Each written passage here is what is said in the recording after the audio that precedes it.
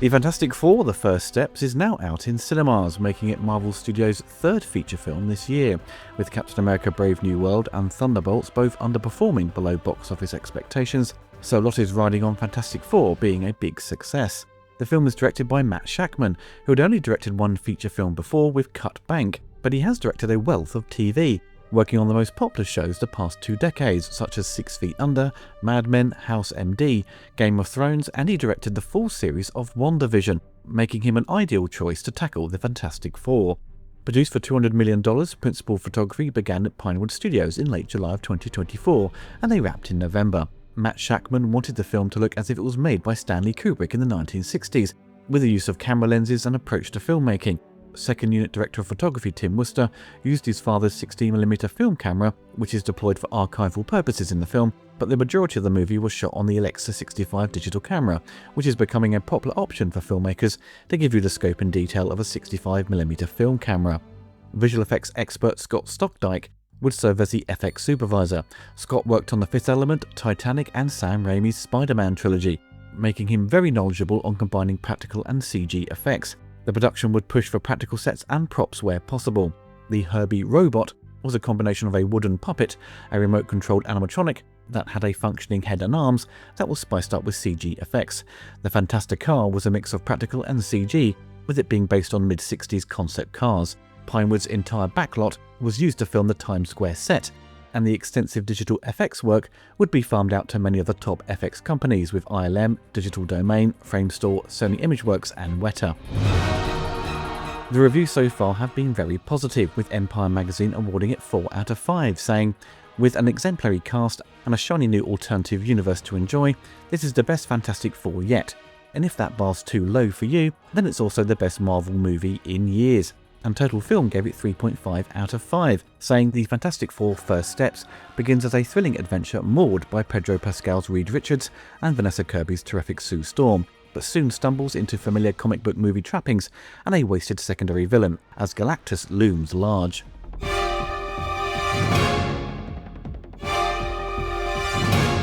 For the film's story, we are introduced to the Fantastic Four in 1964 on Earth 828, so an alternative universe. The Fantastic Four, with Reed Richards played by Pedro Pascal, Vanessa Kirby as Sue Storm, Johnny Storm played by Joseph Quinn, and Eben Moss Backrack as Ben Grimm, are celebrities and are regarded as the world's protectors due to an event 4 years earlier, where they were astronauts who embarked on a mission into outer space, doing which they gained superhuman abilities from exposure to cosmic rays. Upon returning to Earth, they become this superhero team. During a family dinner, Reed and Sue reveal to Ben and Johnny that they are expecting a child, and a few months later the Silver Surfer appears and announces to the people of Earth that their planet has been marked for destruction by a cosmic being known as Galactus. Reed investigates and discovers the disappearance of the planets that confirm the Surfer's claims, and the team leave Earth to try and negotiate Earth's fate with Galactus, but Galactus will only spare Earth if they give up their child.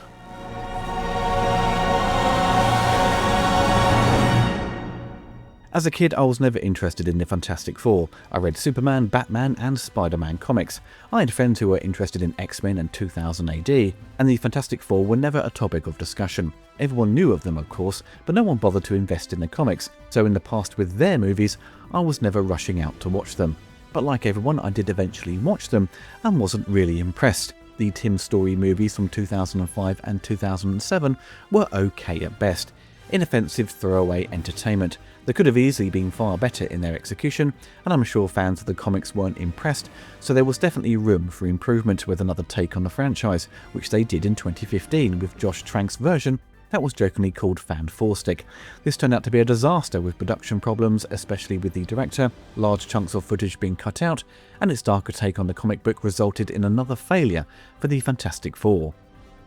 What became amusing was that the Roger Corman-produced film that never got released back in 1994 due to a contractual obligation to keep the rights turned out to be the best one. It was cheap as chips, but it had bucket loads of charm. The films made by 20th Century Fox didn't have that. So I'm pleased to see Disney and Marvel Studios have got it right and given us a feel-good movie that is all about family at its core. It doesn't rely on too much silly humour. It's littered with some nice gags and comedic moments to offer some levity and to show the chemistry of this superhero family. The Incredibles from Pixar borrowed heavily from Fantastic Four, so if you are familiar with the comics then you will notice a strong comparison between the two. The film has a lot going for it, with a superb cast, the production design is superb with that retro look of the future, feeling like the Jetsons. The photography is nicely executed throughout, and the visual effects for the most part are quite impressive, especially with the introduction of Galactus, though disappointingly he does turn out to be a generic villain who has a simple narrative, but he is still fun to see in action. As they shot the film at Pinewood and the backlot for the New York scenes, they make use of large crowds to fill the space, and obviously they are all standing in front of a green screen, where they have comped the New York backdrop, but the compositing isn't great. They have blurred it to give it that depth of field, but it still doesn't work. Maybe a lack of time resulted in them not getting it right. Mr. Fantastic and his powers to stretch have always looked silly and goofy in the films, and often never came off as cool or exciting, and always provoked a chuckle from me. But they really make it work in the film. Nicely chosen angles to sell his powers, and Ben Grimm is not deployed to be a miserable sod like the other films. He just accepts he is a rock monster and gets on with it, and is just as cheerful as the other characters.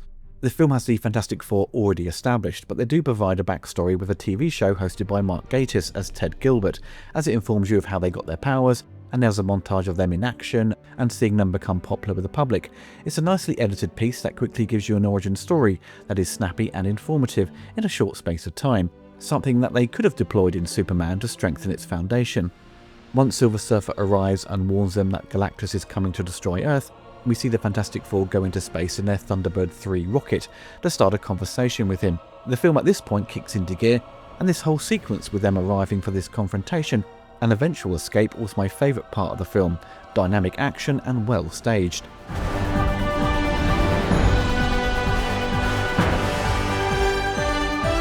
Michael Giacchino's score to Fantastic Four works really well. He has created a solid theme for the heroes, and some exciting cues are deployed for when the Fantastic Four had to jump into action. Also, there is music used that fits perfectly with the time period. But one track on the album, called Don't Sue the Baby, the album does have some funny track names, is a total rip-off of Alan Silvestri's track on Avengers Endgame called Real Hero. It sounded identical, but in all a solid effort from Giacchino, not to the level of say Alan Silvestri's work on the first Avenger, but still a nice score overall. Is this a return to form for Marvel? I suppose so. The last Marvel movie I saw at the cinema was Deadpool and Wolverine, which I really enjoyed. I saw 3 movies from Phase 4 and 2 from Phase 5, so I've missed a few flicks. People say there is superhero fatigue. For me, that's not the case. It's just down to which superheroes you want to invest your time in. There are so many now to choose from, with a lot being derivative of others and their origin stories all being somewhat inspired from one another. It all becomes a bit samey. But this Marvel Cinematic Universe is a long-running series, very much like a TV show. You're always bound to skip episodes or movies, etc., because you find other things to watch, or the character at the centre of this story is not that appealing, and in some cases you have no idea who they are, so you are going to be less inclined to spend £10 or more for a ticket. But with the Fantastic Four being very important to the history of Marvel Comics, it's certainly one to watch and not skip over. But will this bring general audiences back into the cinema to give the box office numbers a boost to what Disney expect from this franchise? It's hard to say right now, but we'll see in the coming weeks. The Fantastic Four doesn't break any new ground for the superhero genre. It's not a masterpiece by any means, it's somewhat played safe, but the end result is just a solid, entertaining movie that ticks all the boxes to deliver a fun time at the cinema. Though I was never a fan of the Fantastic Four, I've certainly come to appreciate them now. So I look forward to seeing them return in Avengers Doomsday.